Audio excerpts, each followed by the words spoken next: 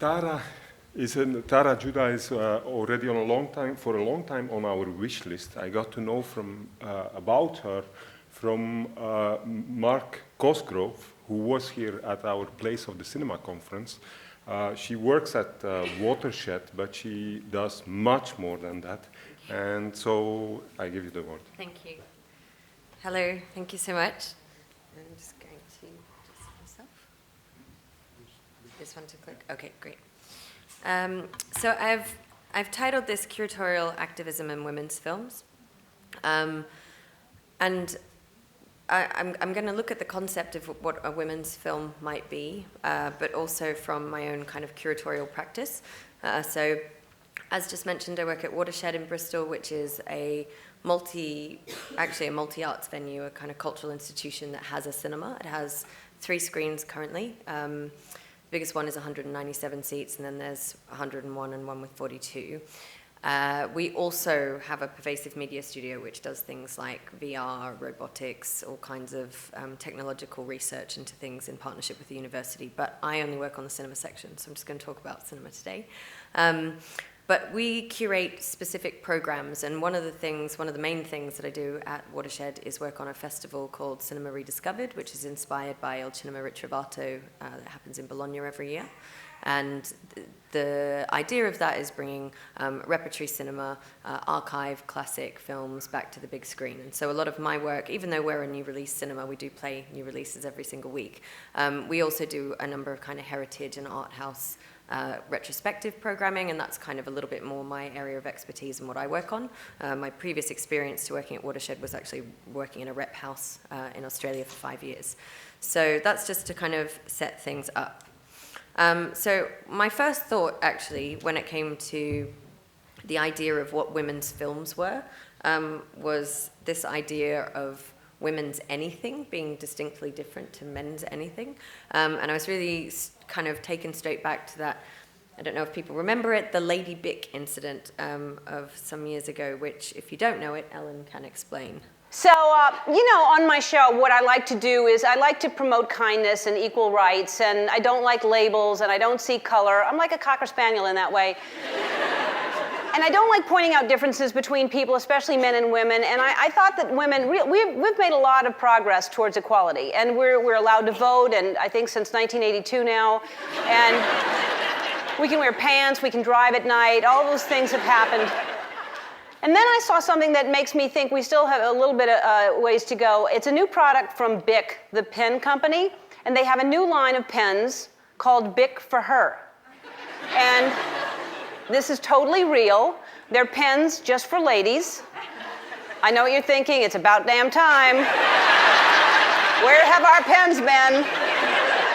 Can you believe this? We've been using man pens all these years. Yeah! And they come in both lady colors, pink and purple. And they're just like regular pens, except they're pink, so they cost twice as much. That is absolutely true as well. The worst part is they don't come with any instructions. So, how do they expect us to learn how to write with them, I was reading the back of the pack. Well, I had a man read the back of the package to me. And it said it's designed to fit a woman's hand. This is all true. I'm not making any of this up. Designed to fit a woman's hand. What does that mean? So when we're taking down dictation from our bosses, we'll feel comfortable and we'll forget we're not getting paid as much? I don't know. I mean, just think over the last 20 years, companies have spent millions of dollars making pills that grow men's hair and fix men's sex lives, and now ladies have a pen. Okay, thank you, Ellen. So that was my first thought about what is this idea of women's films, what could they possibly be? And then I started to break it down a little further and think about what is the kind of buying share of female audiences.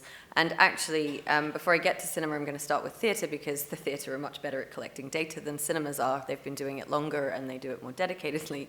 And there's this kind of concept that I came across about the idea that is often in terms of curation to do with screen representation. So this idea that strong women in lead roles make audiences uncomfortable, and it's really important that it says audiences. It doesn't say male audiences, it says audiences. So that actually the idea is that it makes both men and women uncomfortable to see strong women in films. And that's because we're unaccustomed to seeing it, and so, you know, we're just not really used to it at all. So women in the theatre, they make up 60 to 70% of theatre audiences, and they buy 70% of the tickets. So they have the buying share, and the audience that is uncomfortable is both men and women. So I think that's an important place to kind of start.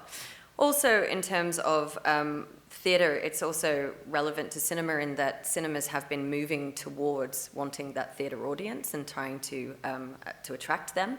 So we've got lots of partnerships, especially in the UK, where we're doing lots of live theatre in cinemas, this kind of alternative content that people talk about, like National Theatre Live or the Opera, where they kind of film these actual performances and play them in the cinema. And Curzon Cinemas in the UK actually partnered up with the RADA, the Royal Academy of Dramatic Arts, and they did a one-year collaboration for the RADA Public Cinema and Curzon Cinemas, where they would have kind of combined Q&As, where they would do things like have Mike Leigh, filmmaker, and Lindy Hemming on the role of costume in film. So they would kind of combine these two art forms to get at that middle-class moneyed audience. So then if we look at cinema and audiences, and this is actually, I'm going to start with the mainstream before I move into the kind of independent sector and the art house. DCM is the digital cinema media in the UK, and their cinema advertising figures is, again, like, they have more buying power, they have better data collection than some of the independent sector cinemas do. So DCM, they're basically across cinemas like Cineworld, View, and Odeon, and their data suggests actually that hard-to-reach audiences are men.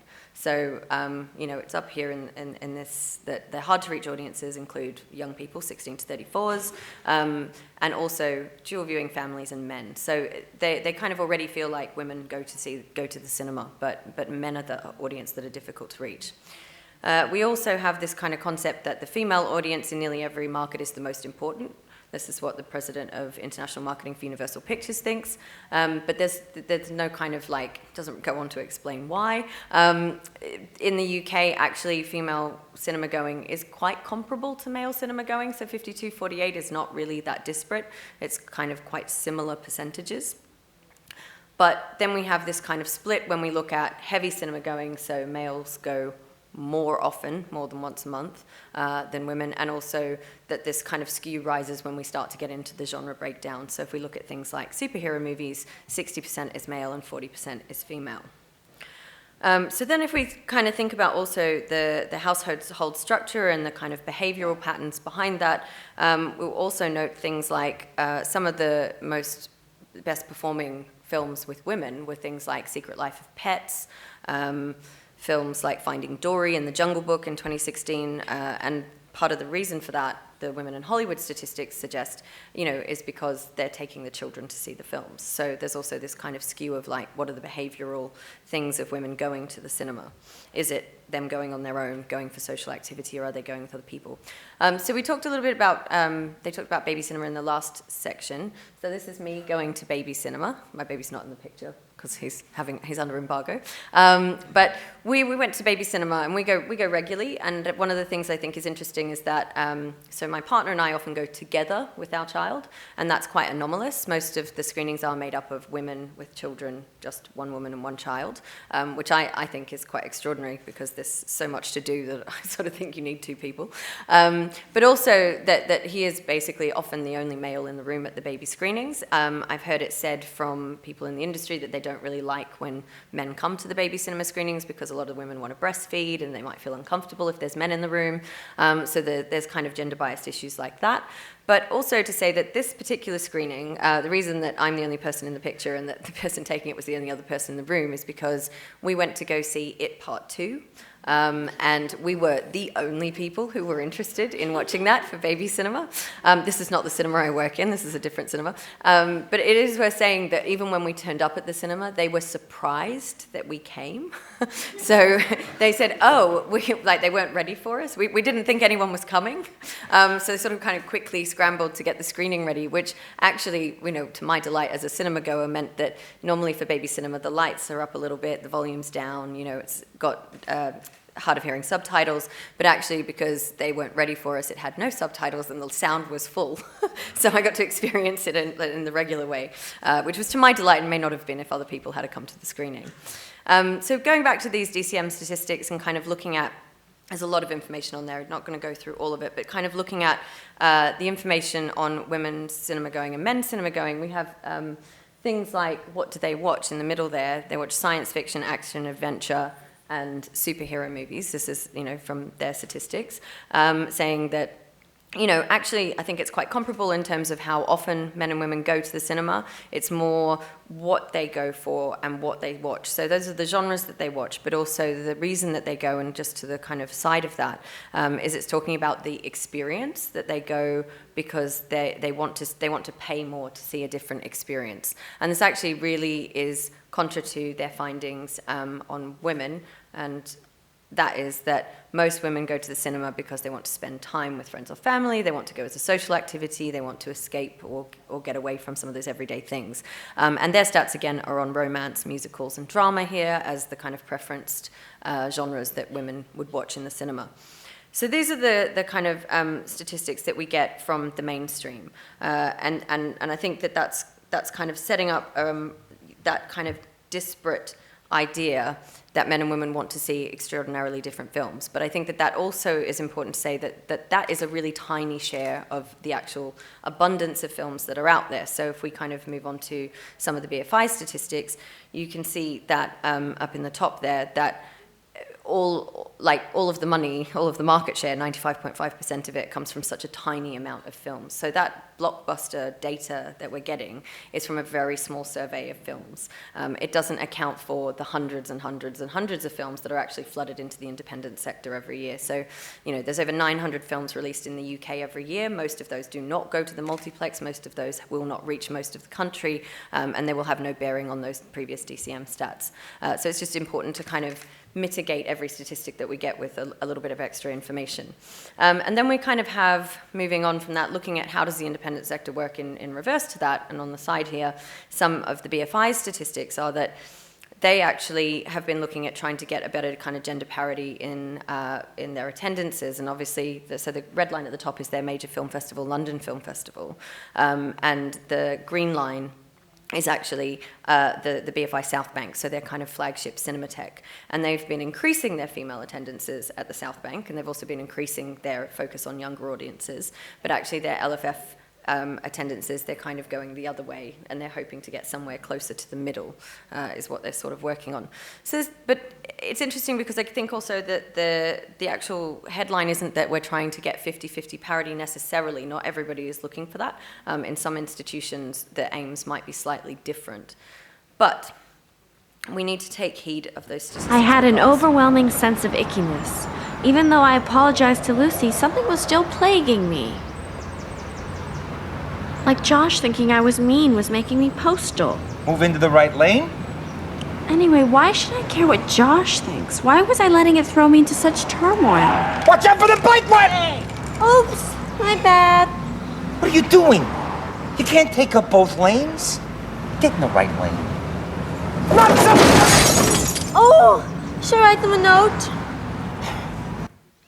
Doesn't really matter whether or not you're looking at the road, because all the roads in the UK lead to the BFI anyway. So wherever you're driving, whatever you're doing, everything leads to the BFI. All of the film money in the UK comes from the BFI. So whatever your project is, you need to adhere to their priorities, which are they do them in 4-year blocks. So we've just finished Film Forever. We're now in BFI 2022. And those aims are to offer a rich cultural program, to engage young audiences across the UK and to keep them for life. And that one's super important at the moment. To ensure that everyone everywhere in the UK will be able to enjoy more of the UK's moving image heritage. And basically, my point is that actually gender is not it's kind of in the footnotes, gender and ethnic diversity behind and in front of the camera, but actually it's not one of the key aims for the BFI at the moment. And the reason that's really relevant is because it means that nobody's really collecting data on gendered audiences. Because what happens in the UK is that you apply for funding for projects or for initiatives that you're participating in, and then you report against your targets and your successes and what you've achieved. And the way in which you have to do that has to do with what the kind of important aspects of this round of funding are to do with, and they are cultural programming, young audiences, and heritage. So those are the three kind of headlines for the BFI currently. Also, in terms of against the DCM stats and looking at so we've had genre cinema that I presented previously, but what we're actually looking at in the BFI remit, and so for cultural institutions like Watershed and other places across the UK, is that we're looking for what the BFI consider to be specialised film, and the definition of that is extremely clear. It's foreign language films with subtitles, it's documentaries, archive and classic films, artist films and experimenta, short film programs, British film, and there is actually a category called other. Other means films that fall outside of those parameters but might be considered on the basis of something unusual, undefinable genres, complex and challenging subject matter, innovative or unconventional storytelling or narrative structure. So that's a bit interpretive, and that's probably where you might get slightly more mainstream indie films into your cinema and still qualify for BFI funding. So I wanted to kind of give a sense of, okay, we're looking at specialised film in the independent sector and what the breakdown there might be. So before I present some of Watershed's statistics, I want to say there's lots of gaps in the research, and it's quite hard to prove them all because, you know, for the reasons I've mentioned, but also because of the way in which we collect data. So we don't collect data on every single person that comes to the cinema. That's kind of impossible. We collect it on project-based initiatives, or we collect it in kind of random ways where someone will once or twice a quarter have a tablet in the cafe bar and do demographic studies, or it might be in relationship with the local council. But those things are not kind of like, it's not 100% accurate because it's not every day. So in terms of just the gender and the age breakdown, because I think, and again, there's like not intersectional, so there's lots of other criteria that really will affect these stats that I'm not presenting. But in terms of the gender and age breakdown, you can see that Watershed actually has a slightly higher female attendance than male attendance. It's somewhere between 53 and 57% of our audience, and that fluctuates a little bit year to year depending on a number of things, and that in the age breakdown that the majority of our customers are somewhere between that kind of 25 to 50 age group. So then I wanted to think about the way in which my practice as working in the cinema program at the Watershed operates, and what the kind of what I was employed to do and what it is that we're trying to change.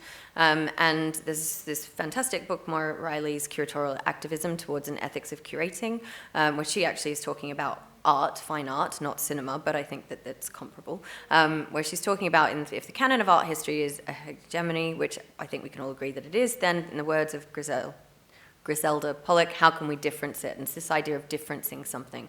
Try and find a way to difference your film program. And we're not the only people in the UK doing that. Everyone's doing it. So there's a bunch of groups in the UK and kind of things that have sort of popped up to try and address this, particularly to do with serving minority groups. And what I've focused on here is the kind of gendered stuff. So there's the F rating. The F rating is from Holly Tarquini, who's from Film Bath, and she came up with this to help audiences make choices for attending films at film festivals and also at cinemas. So it's venue and festival based.